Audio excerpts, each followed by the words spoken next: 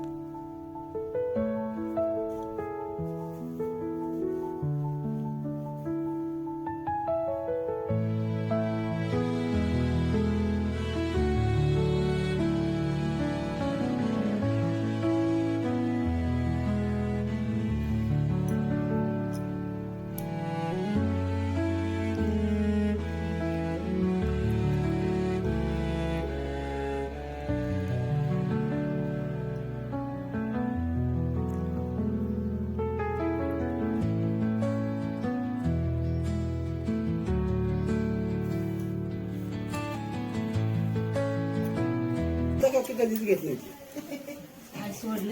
नाव नारायणाचं नाव घेतो वाचानं हे काय ते जागा घातला त्या दिवशी.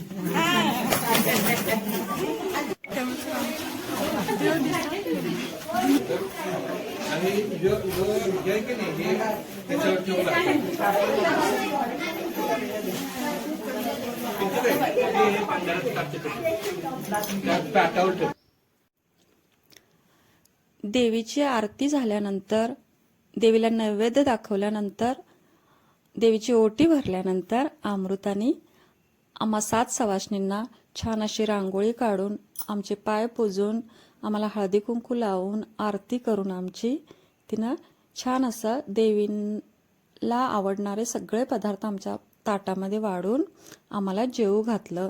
त्यानंतर तिनं मानपान म्हणून आमची ओटी छान भरली, साडी नेसवली. माझं जेवण झाल्यानंतर मी इथं शेवटच्या पंक्तीला वाढायला मदत केली.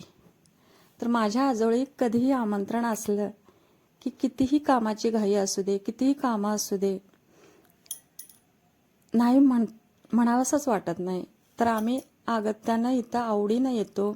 इथून जाताना पायच निघत नाही. एवढी मायेची माणसं आहेत इथं. मी प्रत्येकाला मला व्हिडिओत घेता आलेलं नाही. पुन्हा कधीही मी आवर्जून प्रत्येकाला व्हिडिओत घेईन. आज इथं सगळी घाईत आहेत आणि प्रत्येकाला कॅमेरासमोर यायची सवय नाहीये. तर इथं मी आमच्या आईला श्रीखंड वाढत आहे. अशा प्रकारे सगळ्या पंक्ती जेवून झाल्यानंतर, सगळे पाहुणे जेवून झाल्यानंतर रात्री उशिरापर्यंत जागर देवीचा होता. त्यानंतर आमच्यापैकीच खूप जणांनी देवीची गाणी म्हटली व अशा प्रकारे पूर्ण कार्यक्रमाचा आनंद घेत आम्ही उशिरा